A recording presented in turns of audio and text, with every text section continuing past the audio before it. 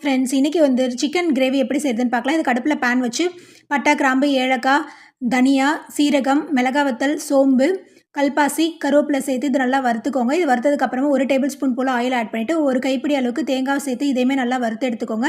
இப்போ இது ஒரு ஓரமாக இருக்கட்டும். இப்போ அடுப்பில் கடாய் வச்சு எண்ணெய் ஊற்றி சோம்பு போட்டு தாளித்து வெங்காயம் போட்டு நல்லா வதங்கிக்கோங்க. இது வதங்கினதுக்கப்புறமா இஞ்சி பூண்டு பேஸ்ட் போட்டு வதக்கிக்கோங்க. இது வதங்கினதுக்கப்புறமா தக்காளி தேவையான உப்பு சேர்த்து வதக்கிக்கோங்க. இப்போ மஞ்சள் தூள், மிளகாய் தூள், மல்லித்தூள், கரம் மசாலா சேர்த்து இதையுமே நல்லா வதக்கிக்கோங்க. இது வதங்கினதுக்கப்புறமா நம்ம கழுவி வச்சுருந்துருக்கிற சிக்கன் இதில் சேர்த்துக்கலாம். இதில் சேர்த்துட்டு இந்த மசாலா நல்லா படுற மாதிரி பரட்டி விட்டுட்டு மூடி போட்டு ஒரு அரை மணி நேரம் வந்து நல்லா வேக வச்சு எடுத்துக்கோங்க. கேப்பில் நம்ம வறுத்து வச்சுருந்தா மசாலாவை நல்லா இந்த மாதிரி மிக்சியில் போட்டு அரைச்சி எடுத்து வச்சுக்கோங்க. அரை மணி நேரம் கழித்து இப்போ சிக்கனை ஓப்பன் பண்ணி இந்த வறுத்து வச்சுருந்த மசாலாவை சேர்த்துக்கோங்க. ஒரு கைப்பிடி அளவுக்கு கருவேப்பிலையை சேர்த்துக்கோங்க. சேர்த்துட்டு இது நல்லா வறுத்துட்டு திருப்பி மூடி போட்டு ஒரு 5 நிமிஷம் போல் வச்சுடுங்க. அவ்வளோதாங்க, சூப்பரான சுவையான ஒரு வறுத்தரைச்ச செட்டிநாடு சிக்கன் மசாலா ரெடி. இந்த வீடியோ உங்களுக்கு பிடிச்சிருந்துச்சுன்னா லைக் பண்ணுங்கள், ஷேர் பண்ணுங்கள், மறக்காமல் சப்ஸ்கிரைப் பண்ணுங்கள்.